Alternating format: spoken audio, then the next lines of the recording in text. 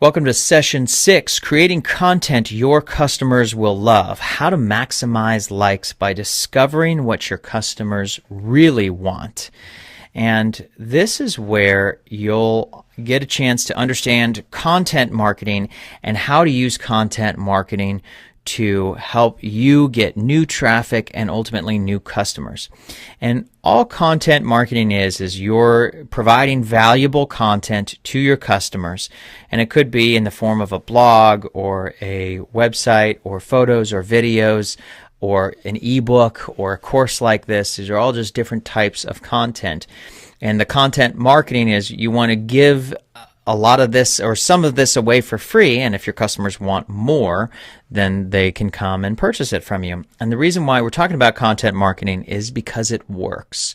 You'll see that the most effective marketers out there, and whether they're doing information marketing or whether people who are online doing yoga, health, and wellness services, the most effective ones use content marketing for the most success. So your customers will like your page for its content. So if you notice you're not getting any likes on your page, you're not providing content that your customers feel is valuable, or you're not doing it with enough frequency. Your content needs to add value to your customer, or they're not going to like your page or click the like button on your content. The content in your page cannot be frivolous or just funny. And you want to give value away first. So the likelihood is, if you've spent any amount of time on Facebook, that you've seen Facebook pages that provide no value to their customers. From your perspective, customer's perspective, it's a risk for them to like your page. Why? Because they're going to see your posts in their news feed if they like your page. And that could get in the way of the whole purpose that they came on Facebook, is to see what their friends are up to. Now they have to see your posts on your page. And if your post is just about promoting your book, or it's about promoting your course, or just about promoting you, they're not going to be interested in it. So it's a risk for somebody to click the like button on your page. In order to get them to click the like button, you have to have some value, some valuable knowledge, content. Secrets are great that give your client, that give some value. And here's the secret to this. Give your most valuable ones away first and free. So I teach the photo album stack, which is one of my most valuable concepts. I teach that for free on my website. You can see that on my free videos. There's several free videos on that concept, and several other valuable concepts like the article stack and the photo of the day and stuff. You can get all that stuff for free on my website, and I create a lot of content on my Facebook page that gets people there. So the question is, what value does your fan page provide? And again, I'm going back to the insurance industry here because I'm purposefully picking the most boring industry I could think of, whether it's car insurance or life insurance, to show what companies, which companies out there are providing value. Well, you can see here we have two life insurance companies. These are two Fortune 500 life insurance companies, and actually Lincoln and MetLife, they're Fortune 100. These are big companies with massive marketing budgets, tens of millions, if not, more in terms of their marketing budgets. Lincoln Financial Group on the left, they have 2,911 fans. And let's be honest, who's a fan of a life insurance company? Really, nobody. I mean, not a whole lot of people anyway, to be fair. But you can see Lincoln Financial Group, they're not providing any value. They're a huge company with, they're a $500 billion company, and they only have 2,900 likes. They have millions of customers, and they only have 2,900 likes. Well, the whole point is they're not providing any value to their customers. They're making the typical mistake that entrepreneurs make and businesses make, where they just are posting information about themselves and their products and their services, and nobody cares. Really, nobody cares. Now, MetLife, on the other hand, they do the same thing. They're in the life insurance business. But what they're doing is they're adding value to their customers. Now, their mascot is Snoopy, the Peanuts character, and that helps them with their branding. But the whole point here is that they are adding value to their customers. They're adding some value, and they're giving, and in addition to that, then they're giving people the opportunity to get an instant life insurance quote. That's just the side thing. That's not the reason why you would come to this page. You would come to this page for the photos and the content that they would put up, and then the side benefit that they get is, for anybody looking for an instant quote, you can just click on the Snoopy in the lower center there, and you can get an instant life insurance quote. Well, they're killing it. They got 554,000 likes. They have over 500,000 likes on their page. So clearly, they're providing value. They're in the same business, and Lincoln could be doing the same thing, but they're not. So here's my friend Andrea Albright, and client as well. So she helps people lose weight, and her branding way of naming her page was Andrea Albright. So she named her page her name, the personal brand, the same way that I did. And she's using her timeline cover for the direct marketing message. Her clients want an amazing body now. That's what her customers are looking for. And so she provides a ton of value because her customers want to see simple, easy exercise routines that they can do to have a slim waist and have an amazing body now. So all of her posts are inspiration about having an amazing body success. Here's a secret tip. Here's a 2-minute exercise you can do anywhere. Here's a stretch you can do at your desk. Here's some, so those are the things that her customer values. And our good friend Deborah, who's with us on the line, I think, has an awesome page called Sedona Soul Adventures. And so what are the things that her customers are looking for? Well, they're looking for an adventure that's going to transform their lives, a spiritual retreat and a spiritual adventure. And that has helped them build content that their customers value and has really helped them grow their page. Also, this is our new friend, Drew Canoli. He's got an amazing page, 983,000 fans. It's called Juicing Vegetables. His business is called Fit Life TV, and he has also 200,000 people talking about this. Well, he's providing some serious value to his fans and people who like his page. He's providing lots of different content about how to juice, about how to lose weight, how to have more energy, and that's what his customers want. So he's providing that to them.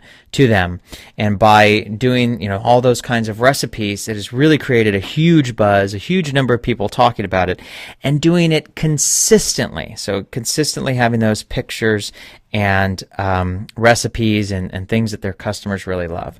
So here's the thing. Your page likes will be the result of your customers' perceived value of your page. So if you have very few page likes, it's because you haven't given enough value to your prospective customers, and you do want to do some ads as well. There's a combination of those two. But you really want to match your content with the emotional need that your customer is trying to fulfill, what their want or desire is. So if you're posting 9 photos in a photo album stack and they get no likes, you didn't hit the mark on that one. You need to do it again and try it again to make sure that you match your content with the emotional need that your customer is trying to fulfill. And you will have to do it. Remember, most of your marketing won't work. You will have to do it over and over and over again. Generally, 10 tries will get you 1 success. But you want to pay attention to what that 1 success is, so that 1 photo out of 9 or 10 that gets hundreds of likes, where the other ones got 0 or 1 or, very, very few. And so the question is, what is it that your customer really wants? And you want to make sure that the content is oriented to what they want, not what you think they want. So here's a great example. When I have posted my Brett Gregory page, whenever I would post photos of business or I would do a post talking about an upcoming webinar or an upcoming launch, it would get very, very few likes and clicks. But whenever I would post a photo of my latest surf trip or my travels to the Olympics or, hiking Mount Kilimanjaro or going all over the world, whenever I post those photos, they get tons of likes.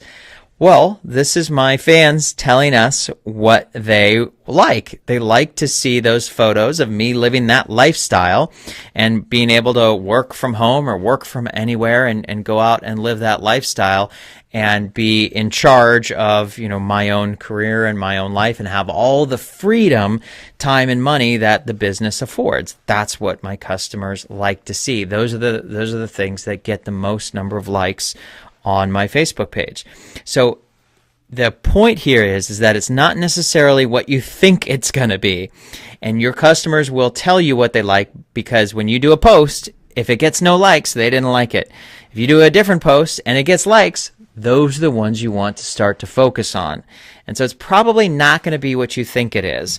So how do you go about finding what kind of content is most likable? You just post the photos and posts and videos on your websites and on your Facebook page, and the ones that get the most likes are the ones that work. But by interacting and with your customers daily on Facebook, you can start to understand what they really want and create your content to meet those needs. And I do it in about 5 minutes a day. While I spend more time than that on Facebook, most of the time that I spend on Facebook is either answering customers' questions or building the or marketing. But when I'm actually marketing for my own Facebook page, it's usually only about 5 minutes a day, but it's consistent. It's daily. I got to do these posts on a regular basis. And then I was able to build it to the point where I can create a calendar and outsource the posts, because the person who's doing the post knows exactly what to do. And here's the thing, guessing what your fans want just doesn't work. Don't automatically assume that you know what your fans want. You have to do the posts on your page. And if they don't get likes, you need to keep doing posts. You need to keep posting photos. The ones that get the likes are the ones that they want. So you eliminate this misunderstanding by asking your fans what they want and by clarifying and asking in new ways. So here's an example. Here's 2 photos of people doing yoga. Now, we have the largest yoga page in the world. It's 1 million fans. So when we do a post of anybody doing yoga, it usually gets lots of likes. Well, this post of these 2 people doing yoga on the left, beautiful outdoor setting on the beach. They're doing acrobatic yoga. We did the post. It got 55 likes, 2 comments, and 9 shares. Well, we did a very similar post, this one on the right. And now this one is a couple, and they're kissing, and they're also doing acrobatic yoga. But this one got 2,375 likes, 265 comments, 997 shares. One of the things that we discovered is that when we were posting, usually acro yoga tends to get a lot more likes than non-acro yoga. And so people, 2 or more people doing acrobatic yoga together usually tends to get more likes. And if it's a couple, it tends to get 10 times more likes. And if it's a couple kissing, it tends to get 100 times more likes. We never would have figured this out had we not just kept posting and posting and posting and posting. And what we found is that any photo, yoga photos of couples doing acro yoga while kissing, just like this one on the right, goes crazy viral. Why? I'm not entirely sure, but as one of my former mentors said, I don't know and I don't care. It works. And so I only have speculation on why it works, but I know that it works. So here's something then, once you figure out what works, something that you can do to make it work even better. You can add a positive, inspirational quote to your best photos. Now, you can do this for free. You can use PowerPoint if you're on a PC. You can use your Keynote if you're on a Mac. Or I like this software. There's a free version and a paid version called Picmonkey. That's PICMONKEY.com, Picmonkey.com. And it just makes it really easy to add comments to a photo. So if you can see this photo on the right, this photo that works very well, we added a quote, a positive inspirational quote. In your light, I learned how to love, from the 13th century poet Rumi, who our tribe loves. And when we did that, we would add the quotes to our best photos and then repost them. And they always do incredibly well because we know that this is what our fans want. This is the viral photo. So now we make them even more viral by adding content on them. And then we share them again later. So maybe it'll be a week or 2 or 3 weeks later, but we share them again. We know we got a viral photo. And that's what our fans want. And we only found that out by doing lots of posts and testing, essentially. So use Picmonkey to add inspirational quotes. This was another one of our best performing photos. And we took the photo and we added some inspirational quotes there. There's no path to happiness. Happiness is the path, Buddha. And then reposted that back on our wall. And when doing so now we know we've got a positive photo and a positive quote that makes it go even more viral. And we know this because we tested it in a previous post that we did. And now we're going to add some good content. So here's an example of the quote. What path are you choosing today? Happiness, gratitude, thankfulness, all of the above. And we use that photo in the quote, and that makes it go a lot more viral. So here's another great example of a post you can do. You want to be on your posts on Facebook. The things that get shared most are the positive quotes and being reassuring. So as an example, this is after the Boston bomb went off last year, and we wanted to help be reassuring to our community. So we posted this photo of this tribe of kids sitting around with their feet in a circle. And this photo had done extremely well. Now, this photo doesn't have anything to do with the Boston bombing, but the message that we were putting out: don't hate, fear, or bring vengeful thoughts into your space. The world needs love. Let's do our part by keeping our inner space overflowing with loving intentions. And this post did incredibly well. Now, it has nothing to do with business. It has nothing to do with my business, but this is the kind of post that my customers and fans really like and wanted to share. And you can see you got 348 likes, 111 shares, 20 more comments. So that's a great example of something that doesn't have anything to do with my book. It doesn't have anything to do with my website. It just has to do with who I am as a person and what I would share on my wall. And this gets 100 times more shares than if I posted a photo of my book and say, come to my website and buy my book. Nobody cares about that, but my customers love this kind of a post. Here's something else you can do. Add text titles to your photos. So again, you can use Picmonkey for this, or you can use your PowerPoint or however you would want to do it. But adding title text to your photos can help a lot explain what is in the photos. So this is somebody who I have a ton of respect for, Marie Forleo, who's just done an amazing job with her B school, and a lot of my clients have been through her B school and speak very highly of it. But she does a great job on her posts where she puts words on her posts so that people know what it is that they're getting visually. So instead of having to read the small text in the post, they can read the big text on the photo very quickly and easily. How to be fascinating. I mean, that one's easy. Is this all there is in the title description? How to create a new life vision. And so that can work extremely well. But remember, you have to test and test and test. Every post you do is a test. Most of them will not work. Polling your fans is a terrific way to find out what they want. And you can ask them. In fact, the best way to find out and understand their needs are asking.